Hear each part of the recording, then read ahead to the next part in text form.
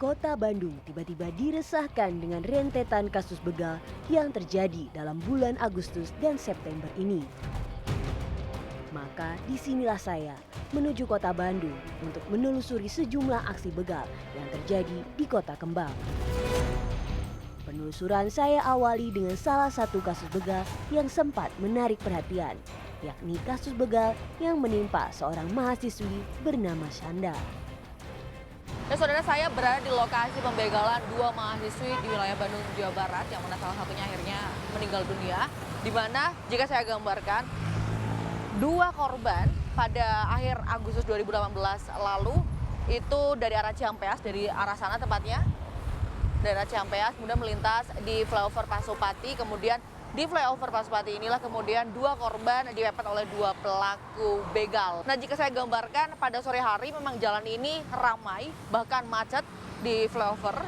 Namun peristiwa yang terjadi pada dua mahasiswa Bandung sebelumnya ini terjadi pada dini hari. Jadi kondisinya sangat berbeda. Jika sore hari di sini ramai, padat begitu, namun jika pada dini hari sangat sepi. Sanda Putih Denata menjadi korban begal di Jalan Cikapayang, Bandung, Jawa Barat pada Kamis 30 Agustus 2018 dini hari. Saat itu, Sanda tengah berboncengan dengan temannya. Ketika melintas di flyover Pasopati, tas korban ditarik pembegal dan membuatnya terjatuh dari boncengan sepeda motor. Korban langsung dibawa ke Rumah Sakit Boromeus Bandung.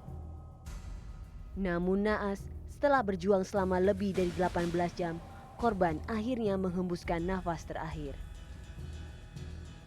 Sementara itu, satu korban lainnya bernama Eva masih menjalani perawatan di rumah sakit akibat luka serius. 5 hari berselang, polisi akhirnya menangkap dua pelaku pembegal Sanda dan Eva. Satu pelaku tewas ditembak oleh petugas kepolisian karena melakukan perlawanan. Untuk mengetahui modus pelaku melakukan pembegalan, saya menuju Polda Jawa Barat. Barang bukti apa sih Pak yang didapatkan pihak kepolisian dan akhirnya kemudian mengusut pada dua pelaku ini? Itu yang kami dapatkan ya dari TKP memang tidak ada, tapi kita dapat informasi bahwa pelaku diduga ya bukan orang baru, ya orang yang biasa melakukan, ya, yang biasa melakukan kejahatan jalanan. Ya, tapi bukan kelompok geng. Ini udah spesialis jambret. Kemudian kita lakukan penggeledahan yang lain. Ya, kita dapatkan beberapa SIM card dari dia. Kemudian ada tas yang isinya kosmetik. Ya, sekarang laki-laki masa bawa lipstick gitu kan, alat-alat kosmetik. Itu ditemukan di tempat tinggal? Enggak, dibawa dia, tasnya dibawa dia. Masih di motor, di kendaraan? Di pelaku. Di pelaku? Di pelaku. Gitu. Akhirnya kita dalami, interogasi, dan mengakui perbuatannya yang dilakukan oleh dia di Surapati, di Cikapayang. Gitu. Dia mengakui. Itu dia melakukannya baru pertama kali atau sebenarnya dia sering melakukan hal itu? Dia seringkali melakukan perbuatan dengan modus atau dengan modus operandi yang sama. Dia masing-masing pembagian perannya itu apa Pak? Untuk si Amin ini, yang tersangka yang meninggal ini, dia sebagai eksekutor, dia yang ngambil jambret, kemudian yang menendang korban, akhirnya terjatuh. Ya, untuk korban yang satu meninggal, yang korban satu sekarang masih dirawat di RS ya. Dia sebagai joki yang bawa motornya, saudara Adit. Ya, tersangka dua. Mereka ini memilih korbannya itu secara acak atau gimana sih Pak? Secara acak, di mana ada yang lengah, ya, ada yang memungkinkan. Seperti walaupun itu laki-laki, kalau sendiri pasti dihajar. Ada kesempatan, ya di situ mereka melakukan aksinya. Malam itu tuh dia keluar berdua, itu memang sedang ingin mencari target gitu? Nah, dia hunting kan, sistemnya hunting. Mereka tuh hunting, muter, nyari tempat sepi, jalur sepi, kemudian ada yang calon korban hajar.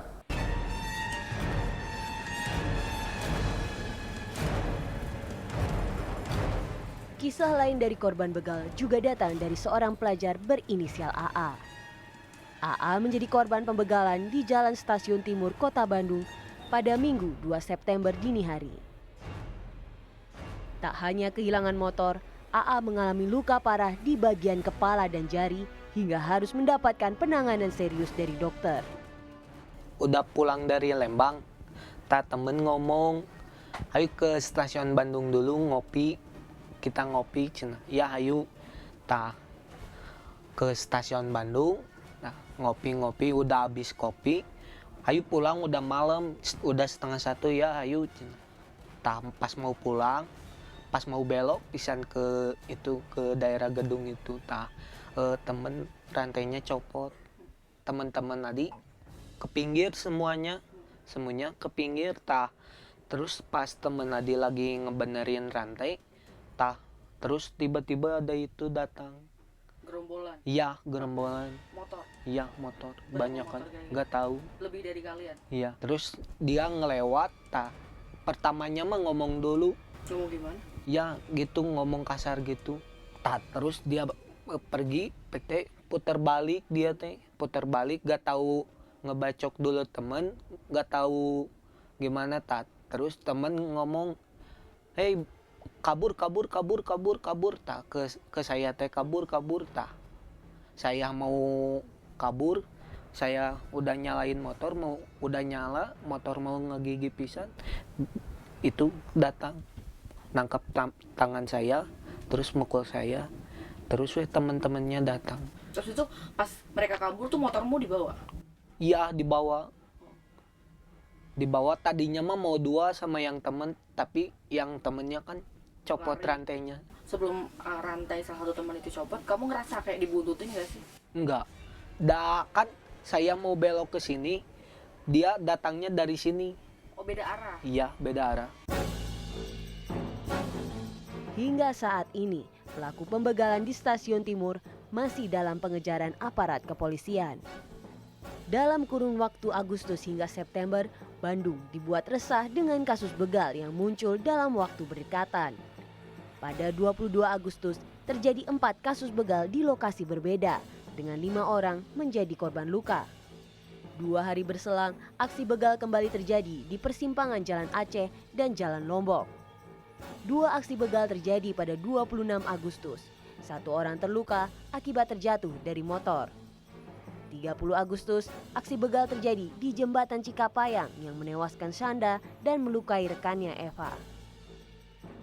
2 September, begal juga menyerang AA dan teman-temannya di Stasiun Timur Bandung.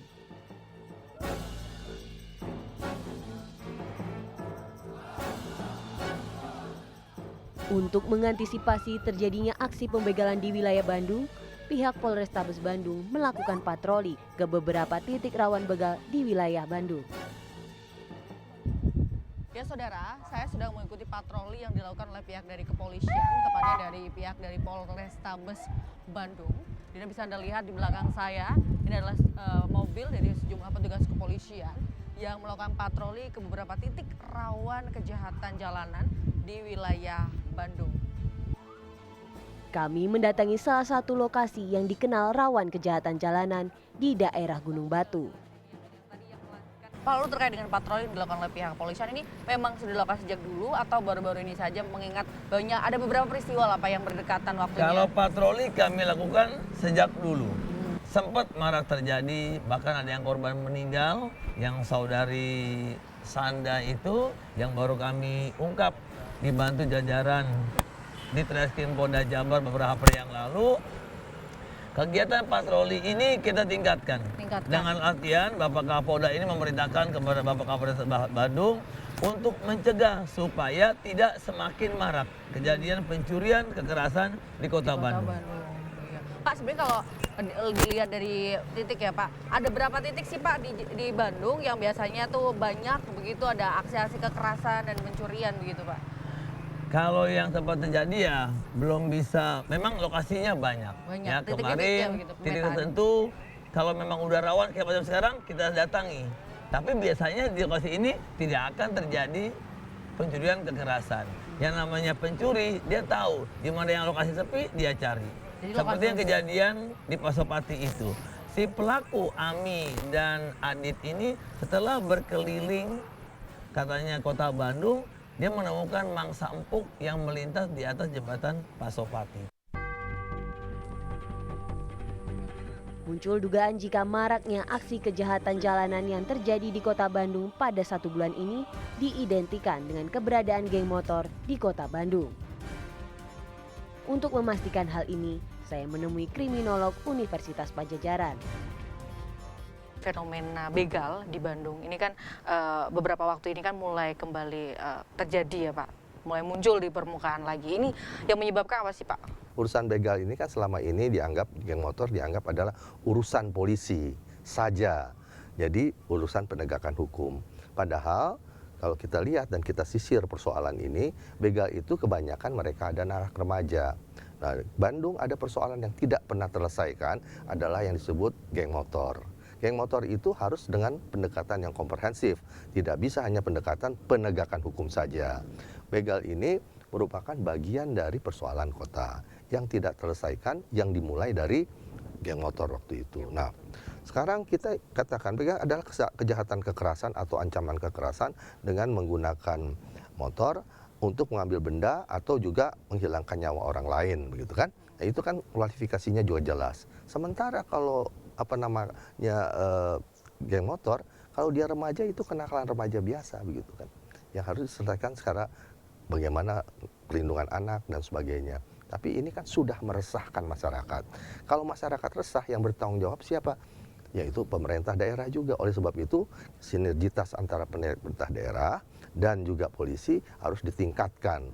Dan juga yang perlu kita pikirkan di sini bagaimana duduk bersama antara tokoh masyarakat, tokoh pendidik, tokoh agama, tokoh wanita untuk bagaimana kita menyelesaikan ini.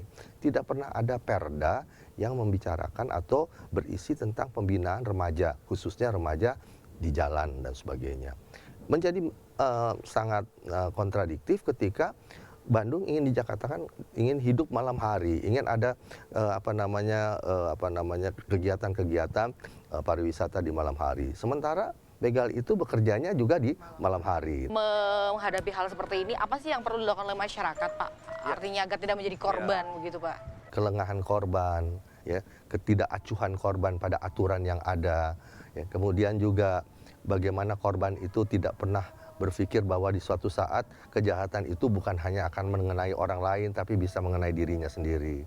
Kalau pergi malam hari perempuan pakai motor, ya berusahalah seolah-olah identitas kewanitaannya itu berubah jadi orang tidak macam gitu. Tidak perlu memamerkan dirinya dalam hal pakaian atau barang-barang dan sebagainya. Kemudian juga kalau berangkat perlu cari jalan yang memang kebetulan lebih baik gitu kan. Nah, jadi saya ingin selalu mengatakan bahwa korban itu mempunyai peranan yang cukup besar gitu di dalam terjadi karena peraturan itu opportunity ya sepertinya ya crime that not pay gitu kan, selalu itu kita harus kita lihat dalam konteks itu. Jadi jaga dirilah, jangan serahkan diri kepada penjahat atas nama bahwa kita sudah ada di suatu kota yang aman begitu. Tetap waspada dan ketahuilah bahwa kejahatan itu bisa juga pada diri sendiri karena tidak hanya kepada orang lain.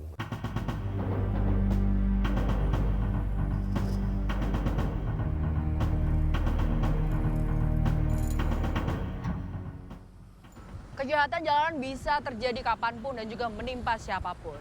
Dan yang perlu diingat adalah bahwa tindak kejahatan bisa muncul karena adanya kesempatan. Jadi ketika menjalankan aktivitas, pastikan Anda bersikap hati-hati dan waspada. Dan jangan sampai Anda juga muncul karena adanya kesempatan bagi pelaku kejahatan untuk menargetkan Anda menjadi korban kejahatan. Dari Bandung, Jawa Barat, Maharani, Puluhan Sabtu Hadi, Kompas TV.